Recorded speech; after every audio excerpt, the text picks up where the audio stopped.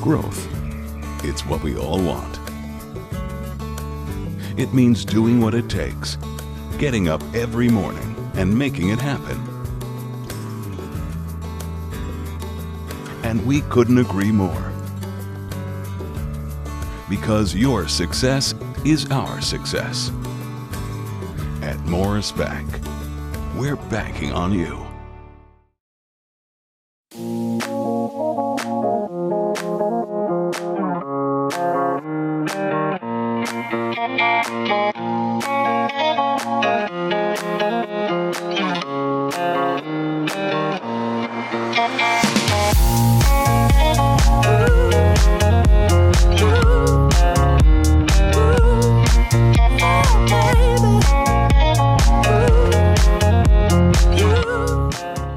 Hi, welcome to another day with me, your host. I hope that you guys have had a great weekend, and I hope remember that we're gearing up for St. Patrick's Day, so you want to make sure you get out there and get a list of all the St. Patrick's things going on, because there's going to be so many things going on. We're going to have some guests the rest of the week that's going to be telling us about some of them. But don't forget, you get out there and enjoy it, get some sunshine, meet some of our neighbors, and be a little bit vocal in what you want to happen in the future.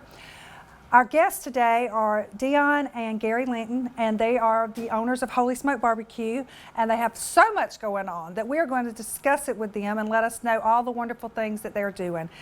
Y'all sit back, have a break, and we'll be back in a second. If you're considering buying or selling property in Middle Georgia, the Kite Law Firm is dedicated to providing you with a professional and very comfortable real estate closing experience. Emily Kite has over a decade of successful real estate practice in our community. The Kite Law Firm specializes in residential and commercial real estate closings. Log on to kitelawfirm.com or call 275-4572 today. The Kite Law Firm, located on the second floor of the historical Fred Roberts Hotel in the heart of downtown Dublin. We're back, and we have some wonderful guests. We have Dionn and Gary, and they are the owners of Holy Smokes BBQ. And I'm sure if you haven't been by there, go by there, because it is amazing. If you've been there, you've gone more than once. So, first of all, let's talk about, you guys started this by competitions, right? Is that how it got started? Yeah, actually, Dionn and I started doing the competition barbecue because the TV show Barbecue Pitmasters. We were just kind of watching TV, and we were into the cooking shows, and we saw this barbecue show and thought, what, people compete doing this stuff? Yeah. And so we found a competition here at the Elks Lodge here in Dublin, and the rest is history. You know, we found something that we loved and ended up getting pretty good at it, and now here we are making a living doing it. Well, that's amazing. I'll be honest with you. The first time that we had heard about you, or that I had heard about you guys, was the Pitmaster barbecue. We were flipping through the channel, and we always watch odd stuff, but especially on food. And it said Barbecue Pitmasters, and it's like, oh, I was watching. I think they were on Texas when we were watching it, and it was interesting. And we started to turn the channel, and they said, stay tuned for the Georgia competitors or whatever, and they're from Dublin, Georgia, and Derek's like, oh, let's watch this.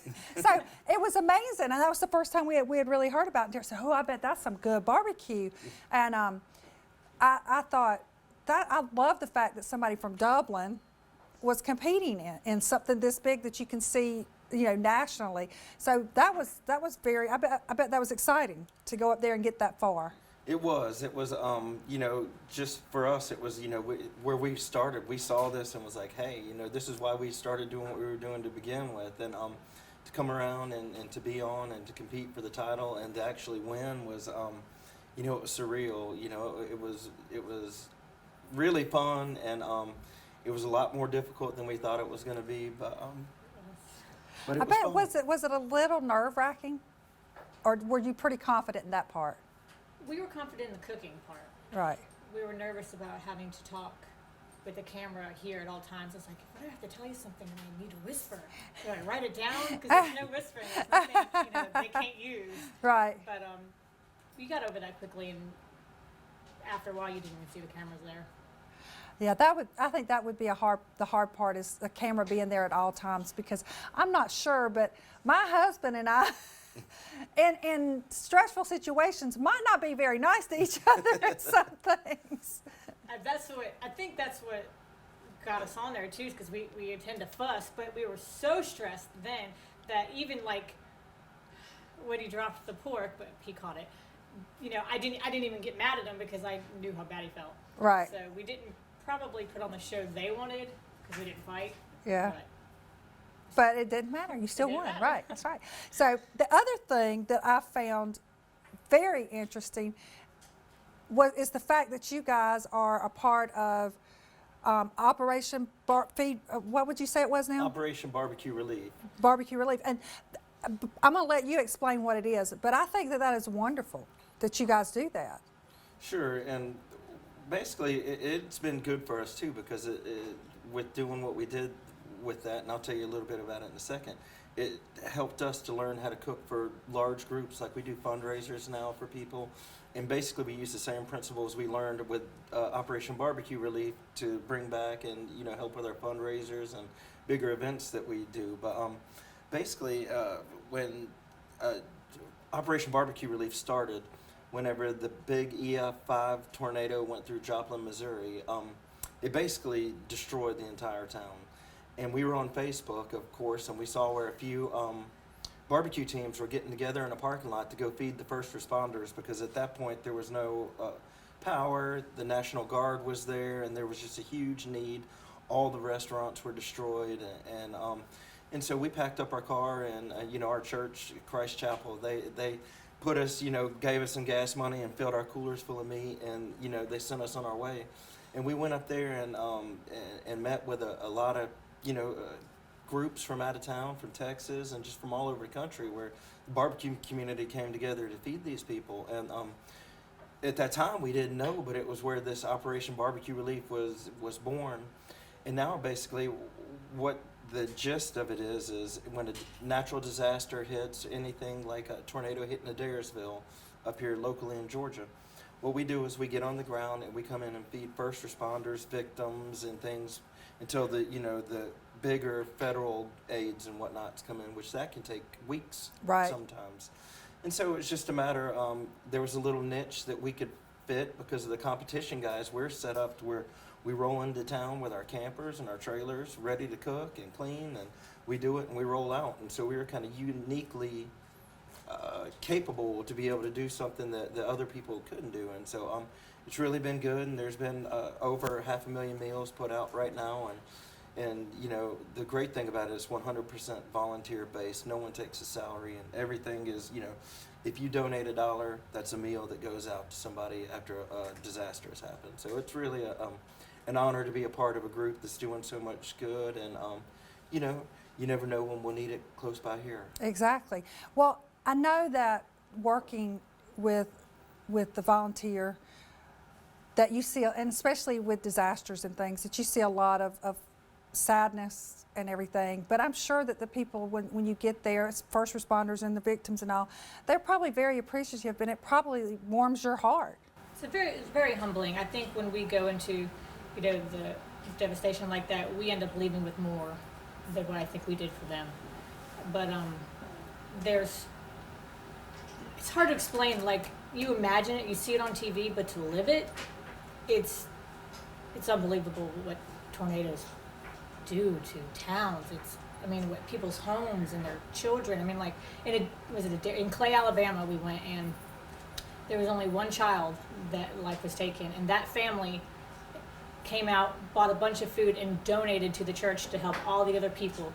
They were the only real victim, and they still had the heart to help others, and it's a very humbling experience. And I think sometimes that's what we all need. We need to go and help and see. You see the devastation that others are under, and you see how people pull together, and it does humble you, and it makes you very happy and very proud to have what little or what you do have in life and what you can give to people. So that's wonderful that you guys do that, and I know that if anybody ever wants to help, get in contact with them. They'll tell you if you need to, you know, if you can donate money, if you can donate food when it happens. they'll tell you how to do that, because I'm sure that they would appreciate that a lot. My other thing is, what's it like having the first food truck in Dublin? Because we've all seen the food truck shows, and of course, with my daughter being in LA and New York, I've eaten from them, you know, from different ones and all. And I know it used to be a thing. They would keep it. They had a food truck app, and they would, if there was a particular food truck in their area that they wanted to go eat at, they would be like, "Oh, it's here. We got to go." So I mean, it's just, you never thought we'd have one in Dublin. So that's pretty cool. I agree. I mean, can you see other food trucks coming, like in other fields? Like, I know in LA there's a lot of Mexican. Yeah. A lot of Mexican food that are food trucks, and then, you know, you got taco trucks and stuff. I mean, can you see anything like that happening in the future? We talk about it. I mean, I would love to have a few more food trucks. I'd like to make the whole little area a bunch of food trucks where people can come eat. Right. But, you know, people, I think, were skeptical about it at first, just because it's not normal here. Right. You're eating outside. You really don't have any other option. But the colder weather, certainly down here in the south, people are not really liking to come out and eat that much. But beautiful days, people are really loving it. Right, and I love the fact that you can just, you can go there and eat, or you can get it and it's quick. You guys are really quick with it. You can take it back. It's great for offices like we have, because if several of us want to go get it, we get it. And I mean, the whole food truck thing, having a little circle there, that would be a really fun, especially in the spring and the summer and the fall. I mean, we really only have a couple of months in Georgia that we can't eat out. Well, I mean, I don't like to eat out in July, but that's beside the point. I don't like hot weather. But I think that it would be great to do that. I think that, you know, with us starting the food truck, our big thing was, it was a way for us to get into the food business. You know, I've been in construction for 12 years and contracting for a local, you know, for big box stores, and they had reorganizations to where they had contractors we had to go through, and, you know, contractors have to pay. Right. And so we decided that, you know, we wanted to go out and try to make a living doing what we love to do. And for us, it was an easy way to say, hey, if the spot we chose stinks, we'll just pick up and move somewhere else. And, you know, and really that was the thought of us getting the food truck, because it was the versatility of, okay, if where we are doesn't work, then we can go somewhere else, because we feel like where we are is we're catering to the manufacturing plants and the medical right there, and we try to be really fast. You know, the food truck, when we get there, we try to be very good stewards of people's time, because most of the people around there only have 30 minutes for lunch. Right. And so we really try to be fast with that. And, you know, in the future, maybe we'd think about doing some other sort of food truck or thing. You know, I have a dream or a vision of doing like a gourmet burger truck, because I love a hand pattied, you know, I make my own burgers, like we grind down our meat and have a blend, and I just love to do just custom, you know, custom food that you can't go anywhere else and get. It's uniquely Dublin, uniquely us, and you know. That's the way our barbecue is, you know, it's different than most other people's barbecue. We, you know. The potato salad's different, and you know, when I first tasted, I was like, "This is weird," but I figured it out, and Derek's like, "Well, I don't know what the ingredients are, but I figured out what it is. It's creamier than most potato salad. It's got a very, and I really like it now. It's, and Derek's, that's what my husband said. He says it's sour cream, and I don't eat sour cream in my baked potatoes, so." It took me a little, but now I just love it. It's so creamy and just, it's different. It's very different. It was one of the ideas of that was to have a loaded baked potato, but make a potato salad, because let's be real, kids don't want crunchy. If they see an onion or if they see relish, if they see anything, they're not going to eat it. And so we wanted to make something kid-friendly that was good, and we all love loaded baked potatoes. And there we go. Loaded potato salad. It's very, baked very potato good. Salad, we call it. So if you had any advice for somebody, not just wanting to go into the food business, because I had a restaurant for a year, a little coffee shop years and years and years ago, and it's difficult when you have to, you know, if somebody doesn't come in, you have to go. It's your business and you have to be there. And honestly, if you're not there, it doesn't run the way you want it to run. So going into any type of business, whether it be the food industry or something else that you, like you said, we wanted to do it because we loved it. I mean, what's your advice? I would think the little things are very important. You know, advice I would have is the little things that you don't think matter. You know, a lot of times, for me, you know, when we first started, our top priority was we wanted quality above all else. You know, we weren't going to skimp on ingredients to make it cheaper, because we had a certain type and we wanted to present a quality product to people. And, you know, a lot of times it can be very tempting, you know, to, okay, I can just leave a little bit out here or a little bit there, and you really won't be able to tell a big difference. But if you do a little bit here, a little bit there, a little bit there, eventually you're going to be able to tell a difference. And I just think that you do the little things well, you know, and keep track with your stuff, and that's the best advice. I mean, You have to love it. yes, it's hard If you work. don't have Oh a boy. passion for it. Yeah. Our first week, loving what we do, we were like, I think we just made a big mistake. I mean, it was that first week, I was in tears, and after now I love it. Yeah. You know, now he says don't come into work. I'm like, no, I'm coming.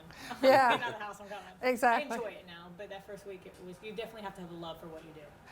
Well, we appreciate you guys coming, and we appreciate the work that you're doing with the Project Barbecue. I don't know why I cannot remember it. Operation BBQ Relief. Arbori- OBR, they call it. Okay, OBR, Operation Barbecue Relief. Now, see, I might remember that. So, I mean, and that's wonderful. Like I said, if anybody out there wants to find out how to donate to the OBR, let them know. I'm sure they can give you the information. We appreciate y'all being here, and we'll be back right after a commercial. Listen up, grown-ups. Now that you have switched to natural gas, here are some important things to know. There are a lot of stinky odors around the house, but if you ever smell the odor of natural gas in the air, which is similar to rotten eggs, leave immediately and simply call 911 or your local natural gas provider. If mom or dad need to dig outside, be sure to call 811 before you dig. Grown-ups, take this responsibility seriously. We depend on you to keep us safe. All right.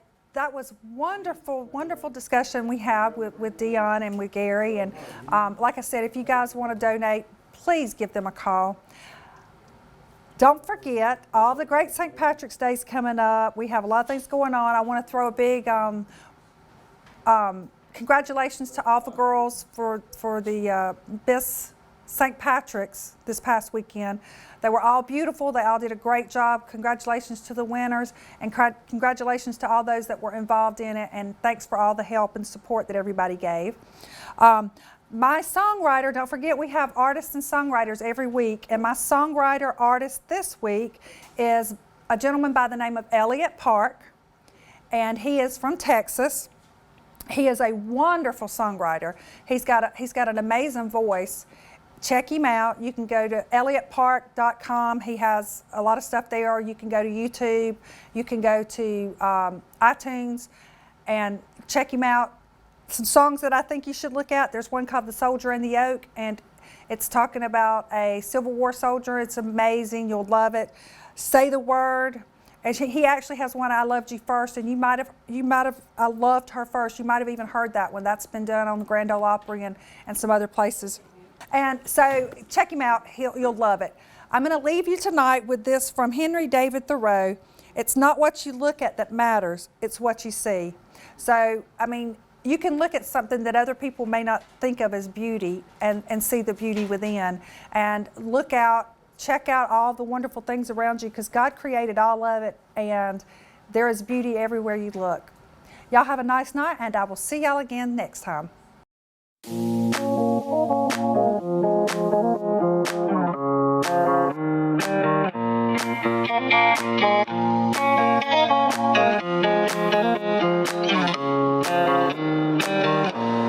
Thank you.